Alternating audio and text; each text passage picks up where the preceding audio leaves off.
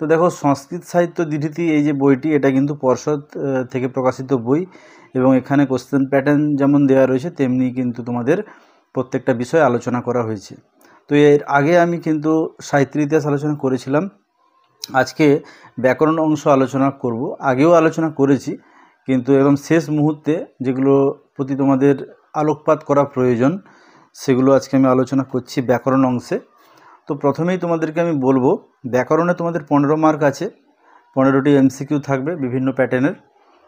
তো প্রশ্নগুলো দেবনাগরী হরফে থাকার সম্ভাবনা কিন্তু রয়েছে, বা দেবনাগরী হরফে থাকবে, যেহেতু তোমরা সংস্কৃত পরীক্ষা দিচ্ছ উচ্চ মাধ্যমিক।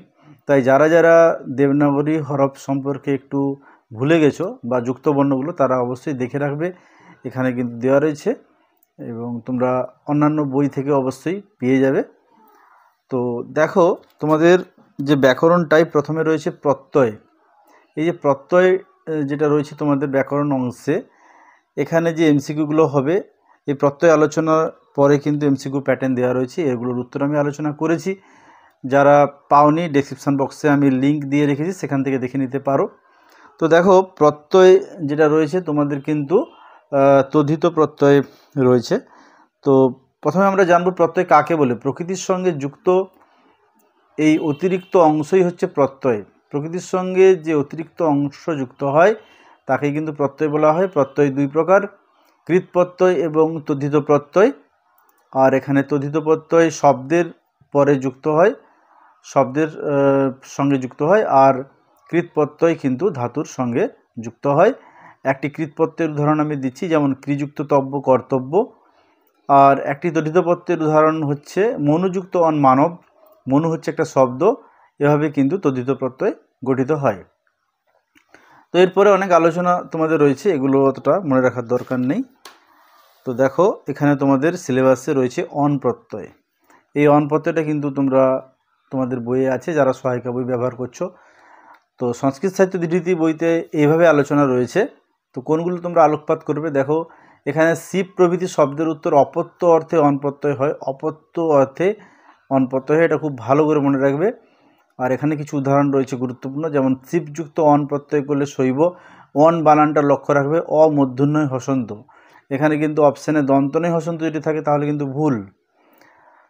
রবণযুক্ত অন রাবণ, পৃথাযুক্ত অন পার্থ।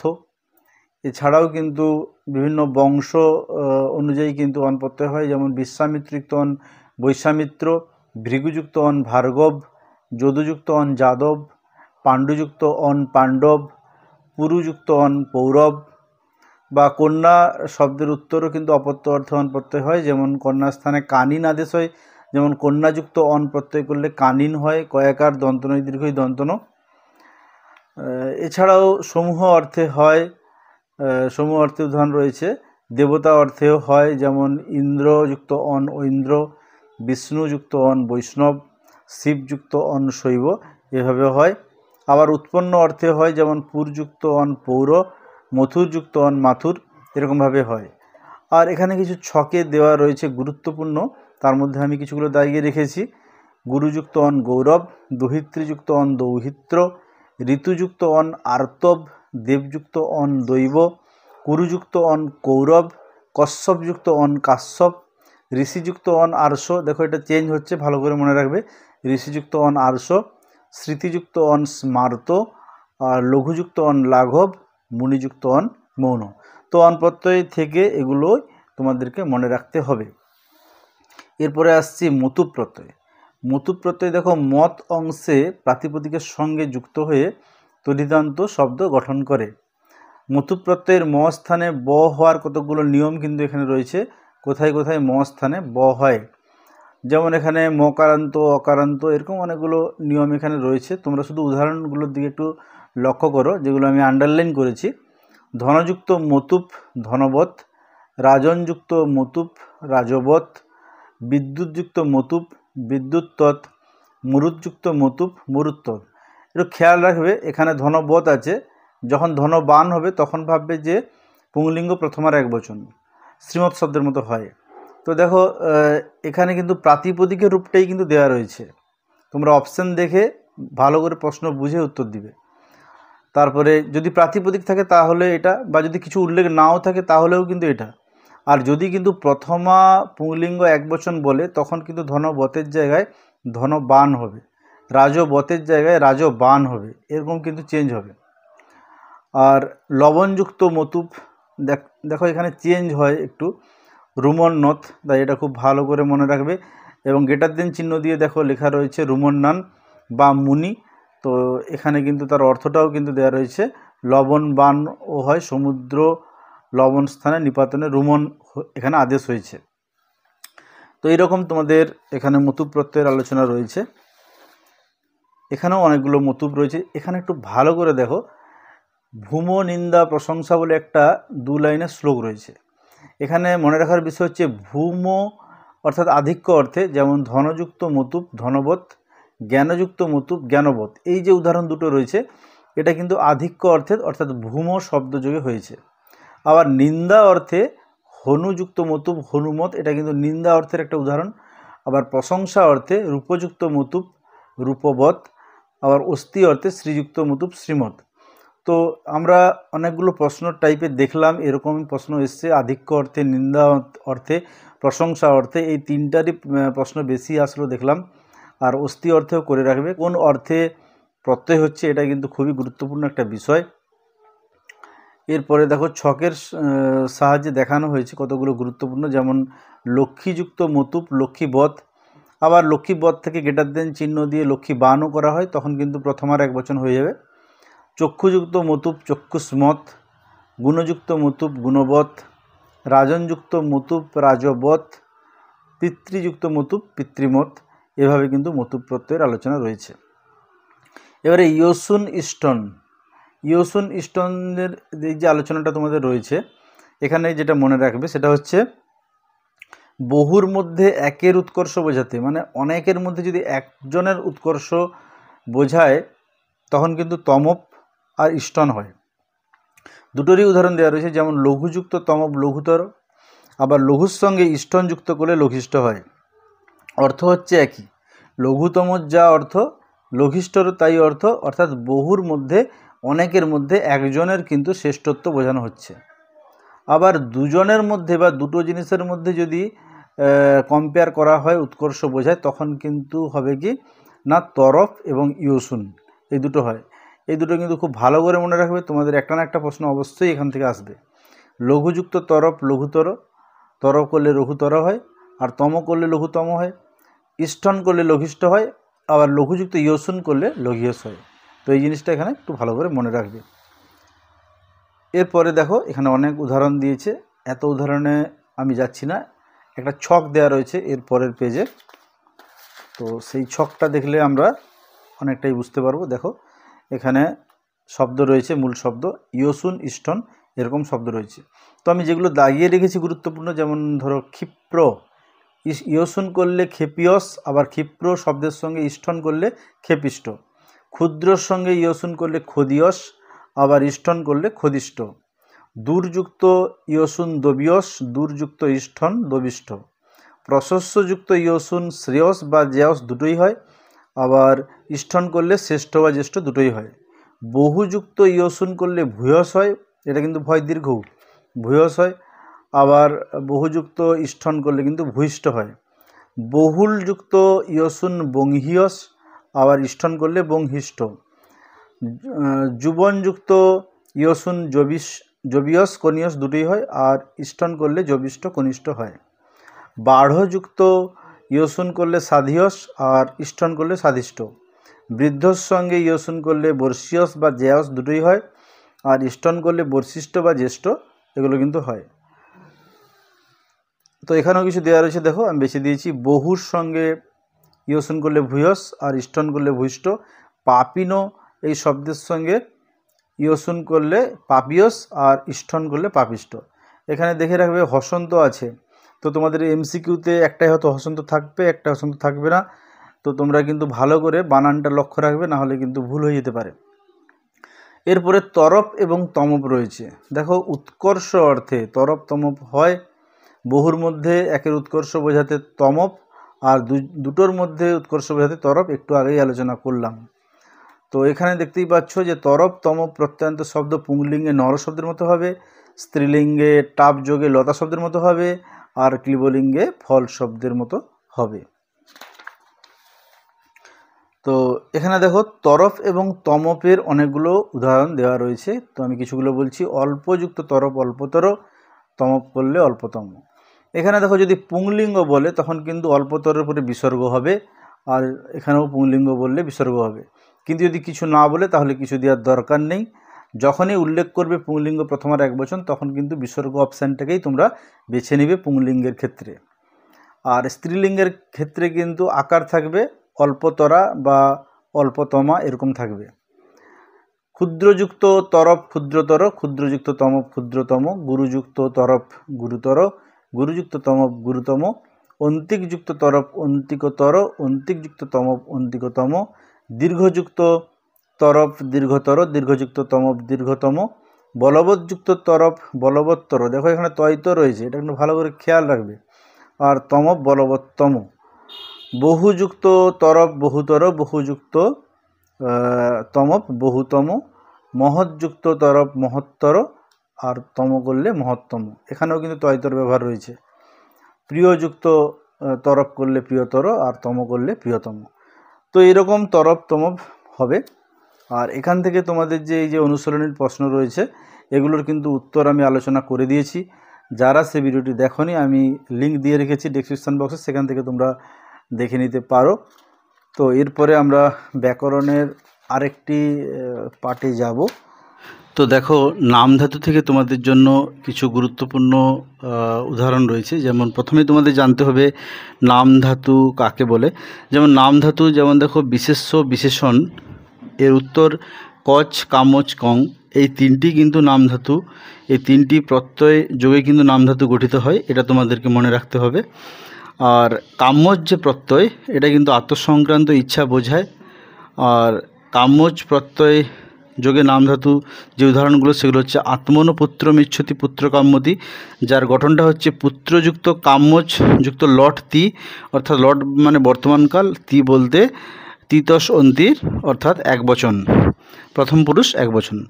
তো পুত্র শব্দের কাম্যজ প্রত্যয়ের লট প্রথম পুরুষ একবচনে পুত্র কাম্যতি এইরকম কিন্তু হয়। এরকম অনুরূপ অনেক উদাহরণ দেওয়া রয়েছে। যেমন আত্মনো যশ ইচ্ছতি যশস্কাম্যতি, আত্মনো পুত্রমিচ্ছতি পুত্রকাম্যতি, আত্মনো ধনমিচ্ছতি ধনকাম্যতি, আত্মনো মিত্রমিচ্ছতি মিত্রকাম্যতি। আর এটা একটু মনে রাখবে, আত্মসংক্রান্ত ইচ্ছা বোঝালে ইস ধাতুর কর্মবাচক শব্দের উত্তর। এটা কিন্তু একটু ভালো করে মনে রাখবে, ইস ধাতুর কর্মবাচক। আর এটা কিন্তু প্রত্যেকটা পদই কিন্তু পরস্মৈপদী পদ হয়েছে। এরপরে আসছি কচ প্রত্যয়। এই যে কচ প্রত্যয় তোমাদের রয়েছে, ক্রচ প্রত্যয় দেখো আচরণ অর্থে কর্মবাচক উপমানের উত্তর বা নিজের বিষয়ে ইচ্ছা বোঝালে তার উত্তর কিন্তু কচ প্রত্যয় হয়। এই প্রত্যয়গুলো কিন্তু পরস্মৈপদী। যেমন পুত্রম ইব আচরতি বা আত্মন পুত্রম ইচ্ছতি পুত্রিয়তি, গঠনটা হচ্ছে পুত্রযুক্ত কচ যুক্ত লট তি পুত্রিয়তি। এরকম অনেক উদাহরণ তোমাদের রয়েছে। যেমন দেখো তপকরতি তপস্যতি, রাজনম ইব আচরতি রাজ্যতি, ধনং লব্ধমিচ্ছতি ধনিয়তি। এরকম যেগুলো আমি দাগিয়ে রেখেছি, যেমন কন্যাম ইচ্ছতি কন্যিয়তি, কবিম ইচ্ছতি কবিয়তি, এরকমভাবে রয়েছে। এছাড়াও অনেক উদাহরণ যেমন পাশে রয়েছে, যেমন নমকরতি নমস্তুতি, উদকং স্নাতুমিচ্ছতি উদকীয়তি। এরপরে কং প্রত্যয়। কং প্রত্যয় দেখো এটা আচরণ অর্থে কর্তৃবাচক উপমানের উত্তর কিন্তু কং প্রত্যয় হয়। আর এই পদগুলো কিন্তু আত্মনেপদী হয়, এটা তোমাদের মনে রাখতে হবে। উদাহরণ হচ্ছে সুখম অনুভূতি সুখায়তে বা পুত্রৈব আচরতি পুত্রায়তে, গঠন হচ্ছে পুত্রযুক্ত কং যুক্ত লট তে। দেখো এখানে আত্মনিপদ বলে তে বিভক্তি রয়েছে। ঠিক যেগুলো আমি দাগিয়ে রেখেছি এগুলো কিন্তু গুরুত্বপূর্ণ। যেমন ধূমম উদ্ভবমতি ধূমায়তে, শিষ্য ইব আচরতি শিষ্যায়তে, পিতা ইব আচরতি পিতৃয়তে। এরকম কিন্তু দেখো অনেক উদাহরণ তোমাদের এখানটায় রয়েছে। বৈরং করয়তি বৈরায়তে, কলহং করয়তি কলহায়তে, এরকম কিন্তু তোমাদের রয়েছে। এরপরে তোমাদের দেখতেই পাচ্ছ এখানে অনুশীলনীর প্রশ্ন রয়েছে। এর যে উত্তরগুলো এগুলো আমি আলাদা ভিডিও করে রেখেছি, তোমরা ডেসক্রিপশন বক্সে তার লিঙ্ক পেয়ে যাবে, সেখান থেকে তোমরা দেখে নিতে পারো। তো দেখো কারক ও বিভক্তি এটা অনেকেরই সমস্যা রয়েছে, আর আলোচনা করলে অনেক বড় হবে, কিন্তু আমি সংক্ষেপেই তোমাদেরকে বলবো কোনগুলো মনে রাখবে।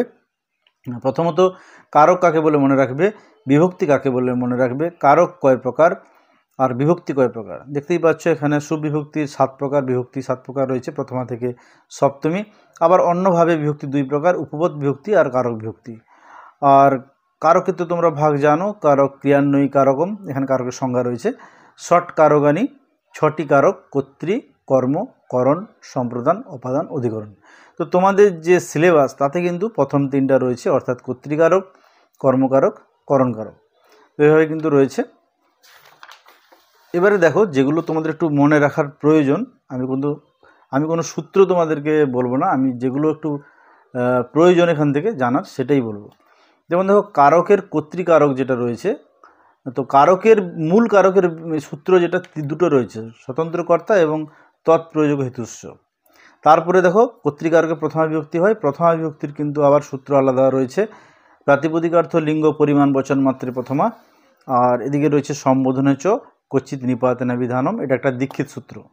তাহলে দেখতেই পাচ্ছ এখানে 1, 2, 3টি বিভক্তির সূত্র আর 2টি কারকের সূত্র। কর্তৃকারকে সবগুলোতেই কিন্তু প্রথমা বিভক্তি হয়, এটা তোমাদের মনে রাখতে হবে। আর স্বতন্ত্র কর্তার যে উদাহরণগুলো দেখতেই পাচ্ছ, এই উদাহরণগুলো তোমরা খেয়াল করবে। স্বতন্ত্র কর্তা, প্রয়োজক কর্তায় প্রথমা হয়, এরকম একটা প্রশ্ন তোমাদের এমসিকিউতে দিচ্ছে যে প্রয়োজক কর্তায় কোন বিভক্তি হয়, না প্রথমা বিভক্তি হয়, এখানে দেখে নেবে। তারপরে এখানে প্রাতিপদিকেও প্রথমা বিভক্তি হয়, এখানে যেমন প্রাতিপদিক অর্থে উদাহরণ হচ্ছে কৃষ্ণশ্রী জ্ঞানম, লিঙ্গ মাত্রায় যে উদাহরণ হচ্ছে তটতটি তটম, আবার পরিমাণের উদাহরণ রয়েছে দ্রোণব্রীহি, বচন মাত্রের উদাহরণ রয়েছে এক দ্বি বহব, অর্থাৎ এক বচন, দ্বিবচন, বহুবচন। তো এভাবেই কিন্তু এই সূত্রের ব্যাখ্যা রয়েছে। এরপরে কিন্তু সম্বোধনে চ, সম্বোধন বোঝালে তাতে প্রথমা বিভক্তি হয়, যেগুলো আন্ডারলাইন রয়েছে ওগুলো সম্বোধনে প্রথমা। তারপরে কচিত নিপাতনা বিধানম, এই সূত্রে ইতি অব্যয়যোগে প্রথমা হয়, যেমন দেখতেই পাচ্ছ বাক্যে ইতি রয়েছে, তো ইতি অব্যয়যোগে প্রথমা হয়। আবার সাম্প্রতম ও সাম্প্রতম যোগেও কিন্তু প্রথমা বিভক্তি হয়। তো এইভাবে কর্তৃকারকের আলোচনা তোমাদের রয়েছে। তারপরে কর্মকারক, কর্মকারকে দ্বিতীয় বিভক্তি হয়।